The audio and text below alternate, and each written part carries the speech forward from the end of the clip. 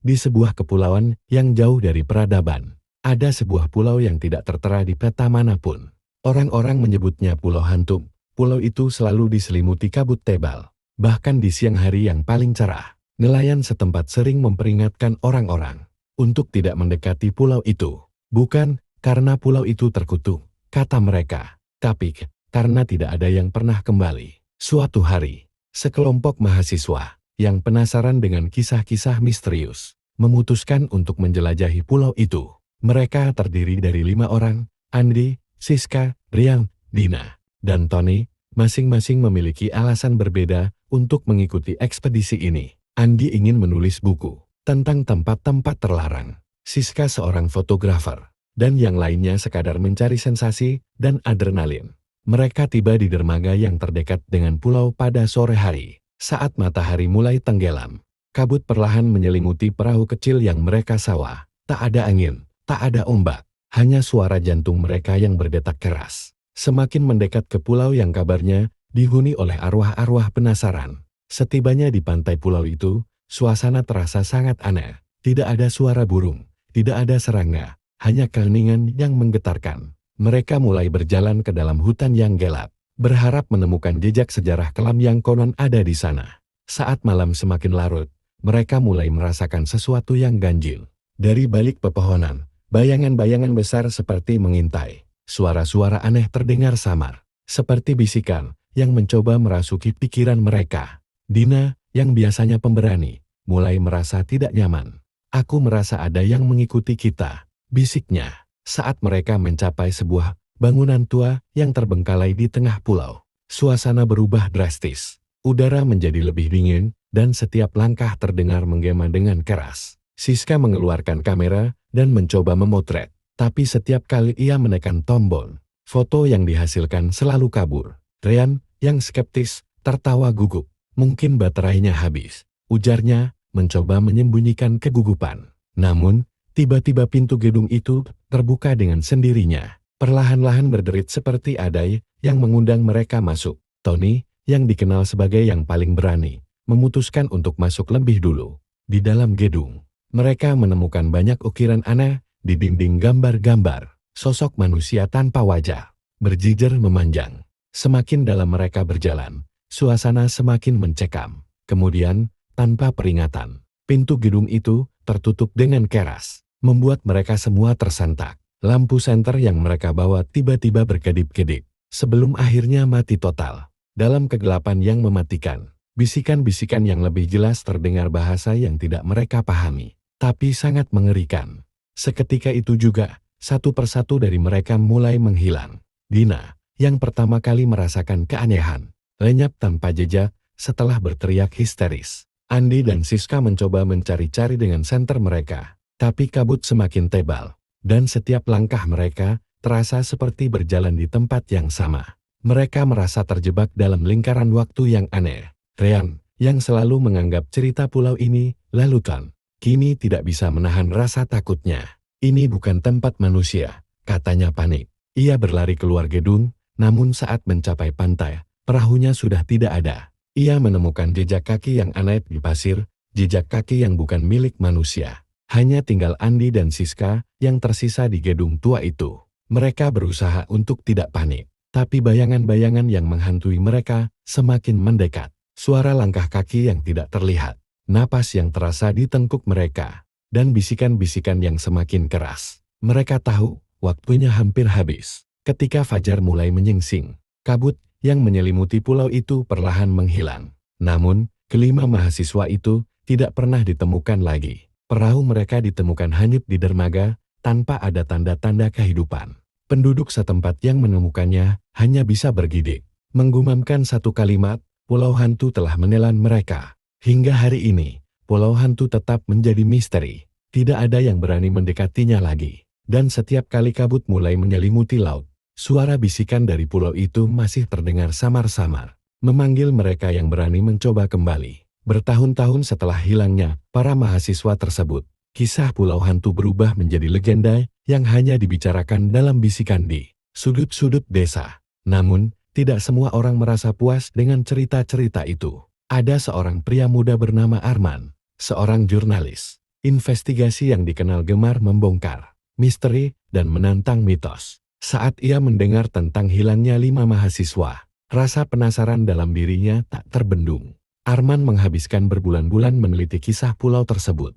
Dia membaca buku-buku sejarah kuno, bertemu dengan orang-orang yang pernah mendengar kisah dari generasi ke generasi, dan mencari petunjuk apapun yang bisa membawanya ke fakta di balik misteri Pulau Hantu. Dia menemukan sesuatu yang menarik, sebuah kisah yang hampir terlupakan tentang ritual kuno yang pernah dilakukan di pulau itu oleh suku yang sekarang punah. Suku tersebut dikenal melakukan pemujaan terhadap makhluk-makhluk dari dunia lain, membuka portal antara dunia manusia dan alam gaib melalui pengorbanan jiwa. Setelah yakin dengan penelitiannya, Arman memutuskan untuk berangkat ke pulau itu, dengan keyakinan bahwa dia bisa memecahkan misteri yang selama ini menghilang bersama kabut.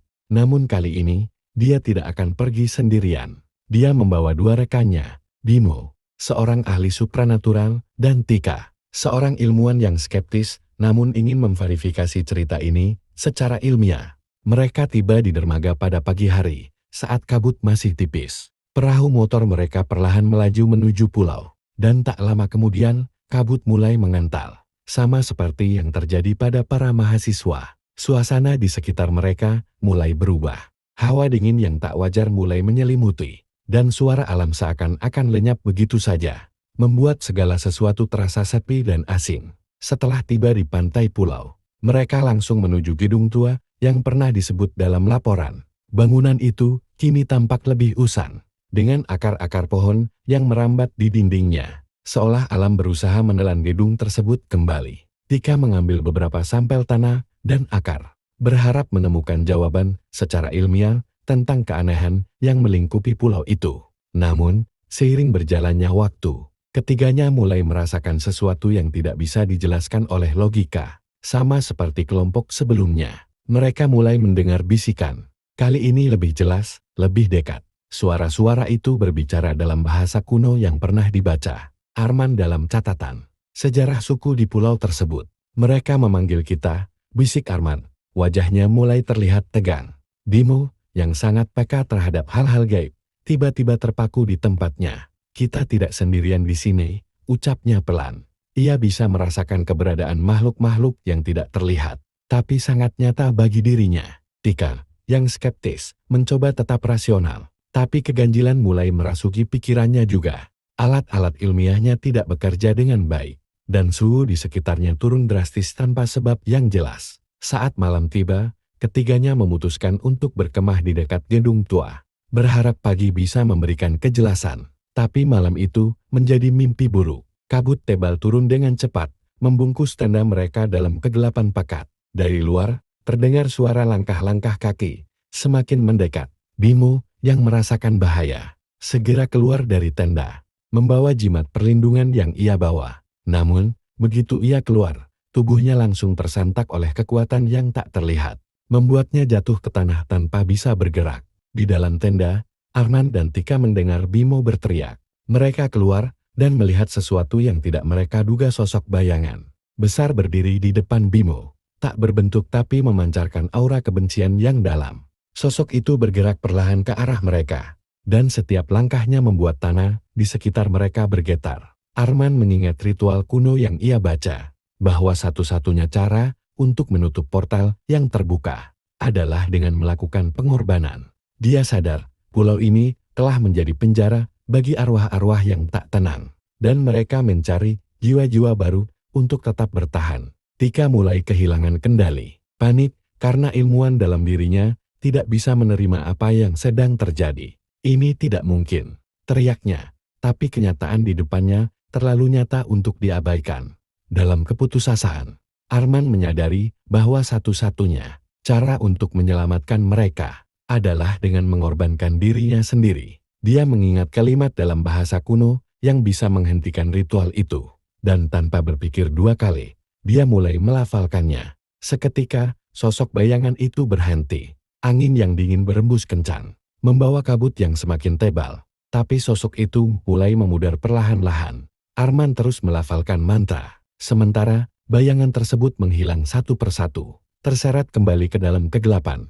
Saat fajar tiba, pulau itu kembali sunyi. Bimo dan Tika yang tersisa menemukan Arman tergeletak di tanah. Tubuhnya dingin, namun wajahnya tenang. Mereka berhasil kembali ke dermaga, tapi pulau itu meninggalkan jejak abadi dalam jiwa mereka. Misteri Pulau Hantu mungkin telah terpecahkan, tapi harga yang harus dibayar sangat mahal. Hingga hari ini, tidak ada yang berani menginjakkan kaki ke pulau itu lagi, karena mereka tahu, sekali kabut menyelimuti, arwah-arwah yang terperangkap di sana akan terus mencari korban baru. Beberapa tahun berlalu sejak kejadian mengerikan di Pulau Hantu. Meskipun Arman dianggap sebagai pahlawan, karena berhasil menghentikan kekuatan gelap di pulau itu, tidak ada yang benar-benar tahu apa yang sebenarnya terjadi.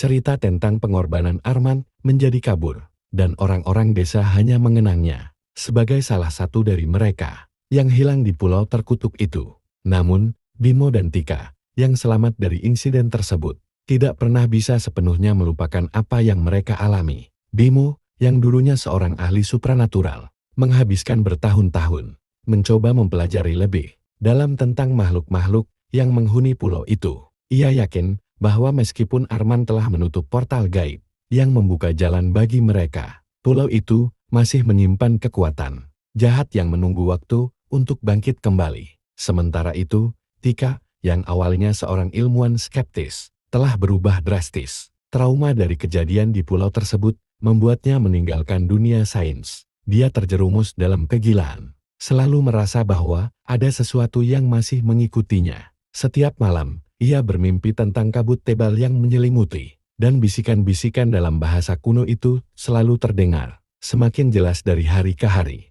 Tidak lama setelah kepulangannya, ia menghilang tanpa jejak, seperti yang lainnya. Bimo merasa bahwa dia tidak bisa membiarkan hal ini berlanjut. Dia memutuskan untuk kembali ke pulau itu. Kali ini, dengan lebih banyak persiapan dan lebih banyak pengetahuan tentang apa yang sebenarnya terjadi di sana. Dia tidak bisa melakukannya sendiri. Jadi dia merekrut beberapa orang yang memiliki pengalaman dalam dunia paranormal, sekelompok penyelidik supranatural yang tertarik dengan kisah Pulau Hantu.